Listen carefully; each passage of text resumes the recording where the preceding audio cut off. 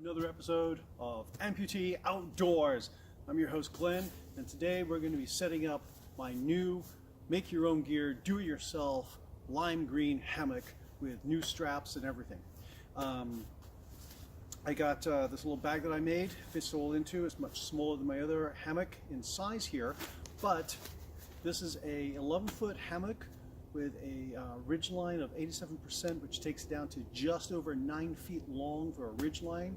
So I got 9 feet to work there. I got the straps that are about 16 or 17 feet long. They got a tensile strength of about 5,000 pounds, and I've used mule tape, which has got a strength of 1,250 pounds for the continuous loop and the ridge line. This is the first time I've ever going to set this up, so join me now as we put this all out and see how it goes, all right? Alrighty now, so the first thing, of course, is the straps. Bright yellow, gold if you want to call them that. I'm trying to go with bright colors for a lot of my stuff because should I have an accident out on the trail and be attacked by a cougar, something like that, I want them to be able to find my remains easily. I don't want them to mistake my remains for a rock down the bottom of a ravine or something. I want bright colors so they can find my body and my equipment. It's just kind of a safety precaution to take care of so that my remains can be returned to my family. A little bit morbid there, a bit of gallows humor, but hey, that's what I do. All right, let's get started with it, shall we?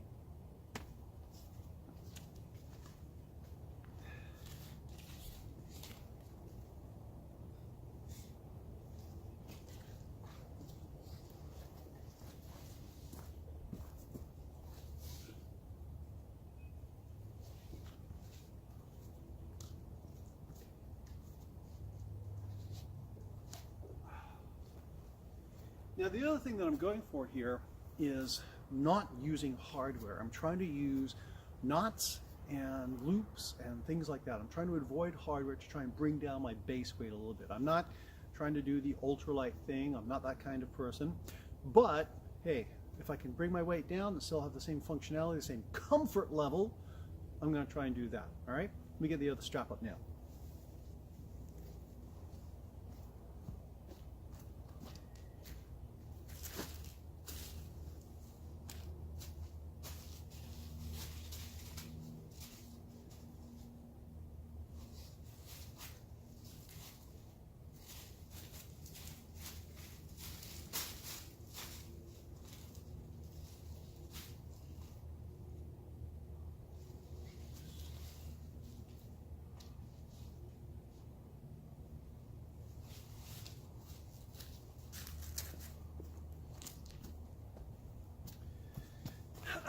Okay, hopefully my straps are long enough.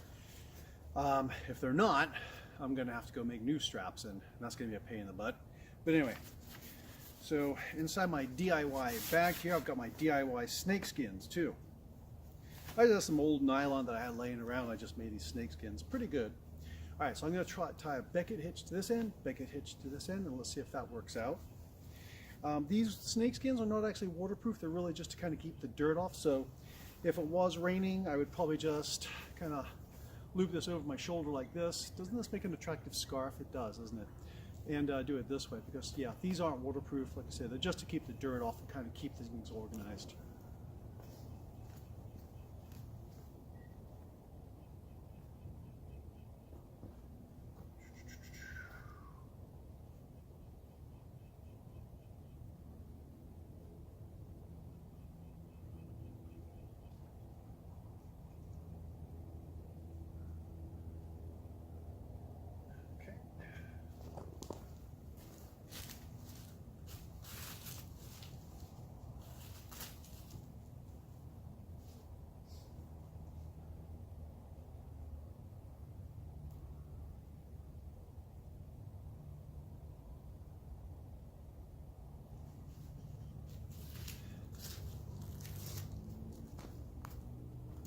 So the straps are long enough, so that's good. And I've tied the Beckett hitches. And I'm going to bring the camera in a little bit closer like I normally do to show you some of the details. But as you can see,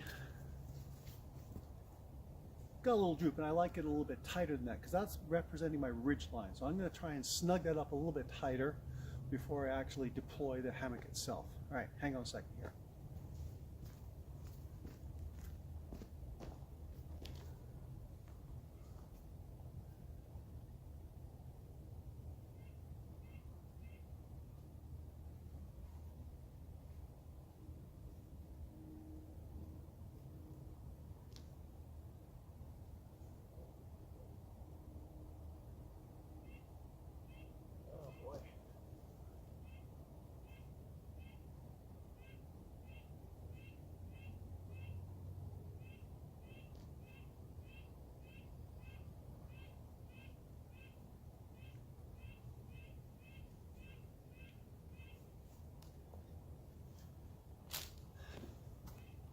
Now, this is one of the issues that I found previously not using hardware.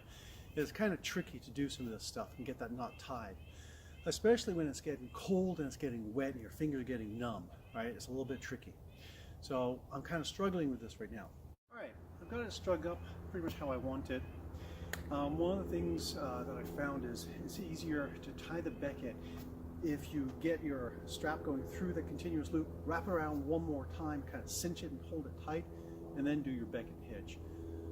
Works a little bit easier, a little bit better, and you've got kind of like a bit of a grip against the continuous loop before you actually tie the becket. All right, now that I've got this rigged up kind of how I want it, I'm going to actually deploy the hammock. Here we go.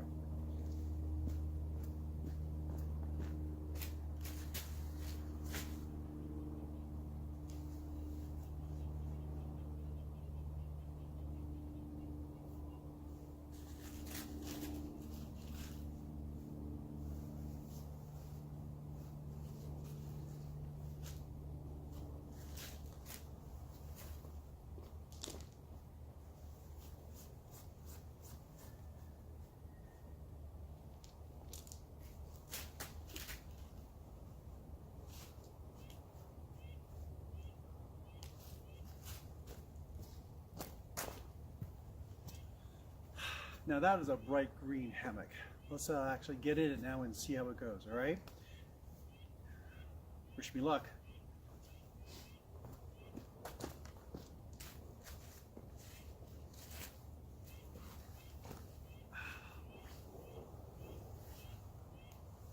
Oh yeah.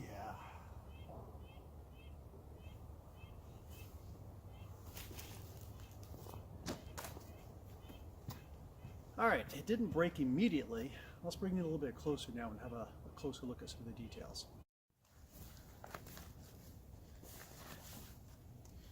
All right, so I've made a couple of adjustments to the straps at either end on the tree, raised it up a little bit, snug that end up a little bit more. And as you can see now, I'm on my hammock and I'm sitting about the right height that I should be. When you're in your hammock, you should be able to sit on the edge with your knees at the same kind of angle you would be if you were sitting in a chair at a table, okay?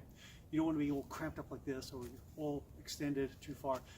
Comfortable height of about, I don't know, 18 inches, but your knees about straight as if you were sitting in a chair.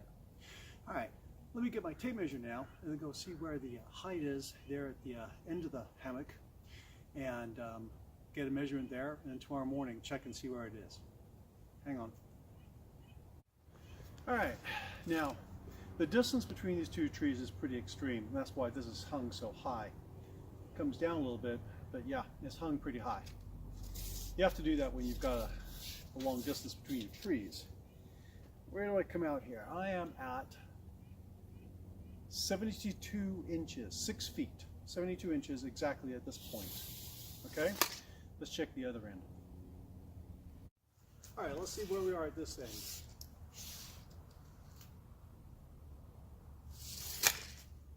67 inches. Okay.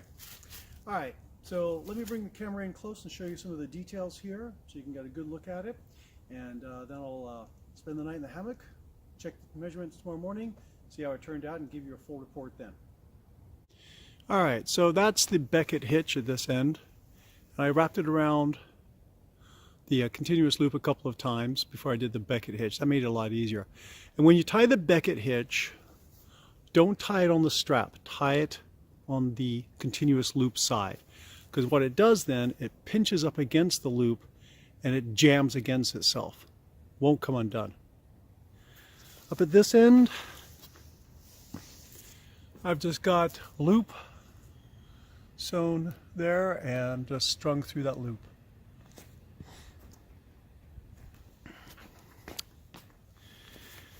And this is just some nylon that I got at, where was it, Value Village, I think. Cheap stuff, but it's good enough for the snakeskin that I need. Gathered end here with the mule tape, okay? And yeah, mule tape for continuous loop there. This is triple stitched here. I used polyester thread rated for outdoor use. And this ripstop, 1.9 ounce ripstop that I got at got from Ripstop by the Roll. Great guys, did a great job sending me this very quickly. And this material is just, it's great. I love it. It's nice and soft, breathable. It's going to be great. The snake skins, they just have this toggle and a line there just to cinch it up tight. And at this end, another Beckett hitch looped around before tying the Beckett hitch. Okay? Alrighty, I'm going to get the rest of this set up for the night, and then in the morning I'll give you a full report. Wish me luck. Good morning. So the night out in the hammock, and of course, this being the Pacific Northwest, it's raining, and it's still raining. Now I got my People Woman Ventures rainfly here, which when I rigged it up last night, it was all nice and taut, but over time with the rain on it, it sagged a little bit, which is kind of normal with a lot of rainflies.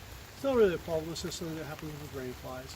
And if you've rigged it up properly, that little bit of sag shouldn't really bother you much. On the other hand, though, it also proved that this is a really good rainfly for keeping you dry. Because, yes, bone dry under there, and because it covers so much area, the area where your hammock is underneath the rainfly, even if there's a bit of a breeze blowing, the rain doesn't get into your hammock, which is always a nice thing. That's why one of the reasons I like this big old rainfly.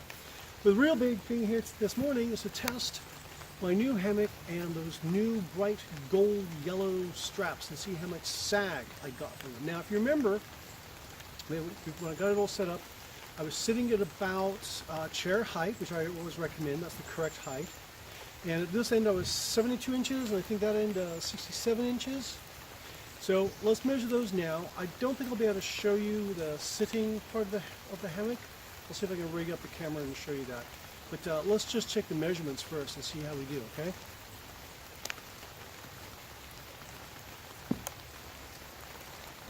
All right. At this end, again, right at the Beckett hitch knot,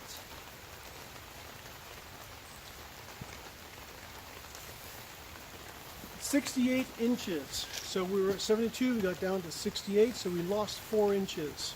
Okay, so that's a sag.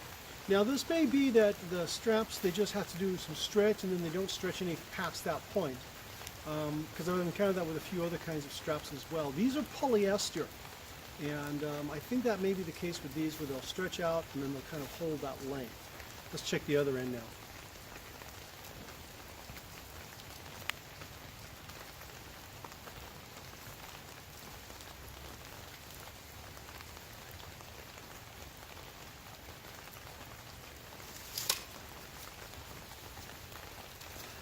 Alright, at that end we're at 62 inches, so about 5 inches of sag. So I lost about 4 or 5 inches of height, essentially, with the setup here. Let me see if I can rig up the camera so I can show you the sitting height when I get in there, okay? Hang on a second. Alright, well, here in the hammock, and yeah, it's, I don't know if you can see my knees there, but it is more of an angle. It's not a straight chair height that I'm at anymore. I have dropped down a couple of inches here, but really not that bad, not that big of a deal. I think this has worked out pretty good in this hammock with its length and its size, absolutely perfect. Now, some of you folks who have watched some of my other videos are probably looking at this and saying, hey, wait a minute, Glenn, I don't see those spreader thingy-mabobbers that you had there. Where did they go? I'm glad you asked about that. I decided to try and just do the classic hammock for a little while, see how I get by with that, because I do like the spreaders, so it gives me a little more wiggle room. But it's also given me a few problems sometimes getting in and out of the hammock, especially with being an amputee. If I'm not wearing my leg and I kind of lose a little bit of balance, it can tip a little bit. And that's really kind of unsettling when you've only got one leg to hit the ground, okay? So I've decided to go back to just the classic hammock style, because it's so much more stable. It's almost impossible to tilt these things when they don't have a spreader bar like this. Okay. All right. So I think this will do for this this episode of Amputee Outdoors. This new hammock of mine, I'm very, very happy with. I've inspected all the threads and all the connection points, and it looks absolutely solid. There's absolutely no fraying or indication any of the any weight put on it during the night affected the stitching. Very, very comfortable, and for the price, hey, can't beat it. I think I spent like $15 on the ripstop, and then, you know, some thread, which cost me $3. And I've got, I don't know, a couple of 100 yards of thread left too. Anyway, DIY kind of stuff. Save a few bucks and have some fun making your gear yourself. All right, well, thank you for joining me on this episode of Amputee Outdoors. I'm your host, Glenn. And as always, if you've got any comments or questions or suggestions, put them down there in the comments section. Give me a thumbs up if you like this video. And that subscribe button, click on that if you haven't already. And I hope to see you out on the trail enjoying the rain. Bye now.